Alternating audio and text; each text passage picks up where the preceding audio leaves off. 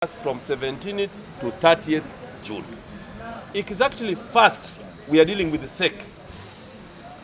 And on SEC starts expressing interest as campaigns of MPs take place. Campaigns for LOC5 take place. We are in the national conference called NRM. We don't have time. The staff of Electoral Commission are not as many as the National Electoral Commission. With us, we vote in 72,000 villages. The National Electoral Commission has 38,000 polling stations. We have only 18 staff at the center. And registrars in 151 districts who are not even paying salary. And I must manage the election with it. So the capacity of this election is way bigger than the capacity that Justice Byabakama handles. He has a budget of 1 trillion. I have a budget of 7 billion. So who should be sympathizing? Can I repeat? He has a budget of 1 trillion. I have a budget of 7 billion. We manage the country. We manage 72,000 villages. He manages 38,000 polling stations. He has vehicles in every district. I have motorcycles to hire in districts. As Nakabale Patrick, having been read and tested as a honorable member of the Naib's Parliament, I have distinguished and tested exemplary skills and abilities of leadership that I would wish to harness with the people and residents of Waiso district to ensure that quality service within parameters of efficiency do reach to numerous households and individuals, residents and citizens of Waiso district in order to have quality education, in order to have workspaces, in order to have schools, medical facilities, hospitals, sanitation, and more so, roads or infrastructure and all other potentials of our district, not forgetting the emancipation and empowerment of women, youth, children, and also our elderly and adults. And by and large, we shall be able to adhere to community industrialization as a spirit of job creation. We shall furthermore demonstrate respect of environment.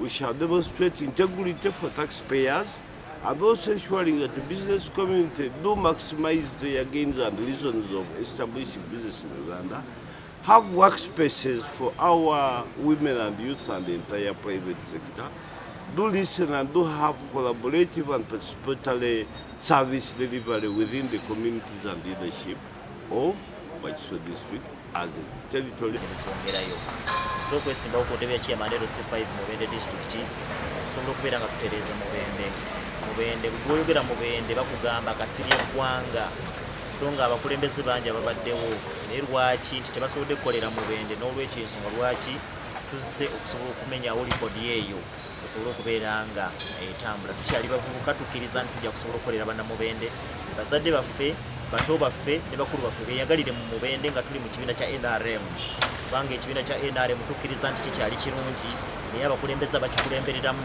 bakyonoonye ne weesanga nti oluusi bakivumirira so nga bandivumiridde oyo omuntu ali mu kintu ekyo omukulembeze ali mu ssaawa eyo atasobodde kukola mulimu gwe n'olwekyo ebyo ebintu ebimu bye twagala okutereeza mu kibiina kya NRM era Ssengonzi Alex slogani yange egamba nti manye ebiruma Mubende lwaki mbimanyi byensomedde ate nkuliddeyo nensobola okubeera nga ate nkolerayo ebintu byange ebisinga obungi nsuubira okubeera nga ngenda kukwata ku nsonga y'ettaka ababbi b'ettaka bagudde ejjembe ate nga bali mu bakulembeze bennyini era ne weesanga nti kyonna kigenda sigala nga kivumiriza gavumenti nti chairman LOC5 wa Mubende y'omu ku bantu abasongebwamu olunwe mukubba ettaka yeekobaana n'ababbi b'ettaka kitegeeza naye aba yeefudde omubbi w'ettaka amasomero gaafaagaana gye nasomera mu 2007 n'essaawa ya leero bwe gafaanana tewaliwo njawulo amalwaliro bakusindika mu ddwaliro ly'e Mubende Referral Hospital oyinza okulowooza nti ogenze kufa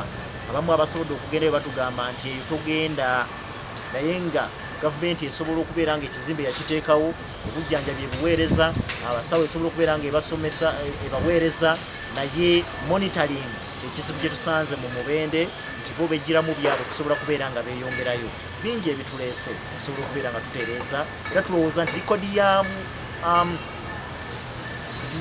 retired major Kasirye Gwanga tulowooza nti twagala kugiddamu tugikole tutereeze Mubende kuba singa Mubende yagendera ku eyo pace singa Mubende erina site nga bwe tuwulira districts endala bwe zirina site nviridde Mitoma eriyo munda mwankole eyo mu sub-region yankole ate Mitoma bagisala ku Bushenyi so tulinayo constituency empya bagita Linda South constituency eyo yajjukiddwa Otafiire kulwanagana ne Kahonda during that time naye bagibaganyamu nyesinge ku Linda South nyesingeemu erimu omukulu oyo Honorable Demanzio Kahonda so ngenda yabadde wano jo kati mu myaka nga 10 kuva omwawulira entalo za Otafiire ne Kahonda oyo tuwaliwo ekikolebwangayo kubanga ffe oluli abantu bakubira bayimbi bamukubira akalulu kubagirawo naye enkulaakulana zero so kyekindese kukyusa ekyo kukyusa kuleetera abantu obuweereza kukolera abantu baffe. In English, my name is Ambrose Byamusha and I come from Mitoma in Western Uganda, Linda South. So I am standing as a member of Parliament of NRM for Linda South, Mitoma district, and I'm looking forward to improve educational services. Yes. Susan Namakanda, woman member of Parliament Aspirants, so 2025, 2026, and 2031. I'm here to pick forms for nomination to go and contest in the district as one member of Parliament. And I'm so confident that this race has come at the right time when my leadership skills are ready to serve the people of Mbale, more so the women, more so to help the NRM government deliver its key pillars to deliver in Mbale district. For a long time, the district has lagged behind in the NRM government goals, making sure that women benefit on the ongoing programs of NRM and the key pillars. So my coming here is to go and contest in this race. And I'm a believer. The Bible says that you come from God. And with my people in the district, I assure you that I'm confident that this win is going to be mine. And I'm an aspiring candidate in Nakaseke Central constituency. I have been a public servant. I believe I served people of Nakaseke and I've identified the gaps. Many of our leaders there, probably the MPs, the earlier MPs, have failed to bridge the gap between the local people and their leadership. And I feel there's a gap. I feel I'm the best candidate to fill that gap. The fact that I've worked with the communities and I know what the ordinary person goes through and the challenges, I am very certain that I can deliver to my best. So I'm aspiring for the next coming elections and I'm very confident. I promise you the people of Nakaseke Central, I will deliver. As a city, new city, we still have a lot of things that we need to put right. And we have been working on the budget of the municipality. We hope to push to get much more money to work on the roads, to improve on health services, to improve in education, and even improve on physical planning of the city, such that we can have a well and good planned city in the near future. Okay. Semanda Julius, mpaka kutoka Unte, Chotera District. Ze wano kunona nomination forms kwesimba ngomba kwa parliament achikira Kaputo, Chotera District. Chechindeze. Okay. Chiche chikutwale Kaputo. Chiche chikulete Kaputo. Njagala kukyusa mbeera eriwo. Sinungi. Abantu twagala kuba ku services. Tusigadde mabega nga Kaputo, so nga ate twali ku ntiko. Ebindeze twagala tukyusa embeera eriwo. Abantu baganyulwe mu gavumenti, baganyulwe ku kesho y'eggwanga ekitabaddeewo. Mu area ki? Ebyobulamu tukyali bubi, eby'amazzi, eby'amasannyalaze, eby'emizannyo, ate nze ndi munabyamizannyo nnyo kati njala kukyusa ku mbeera eri ekakuba ayo mateeka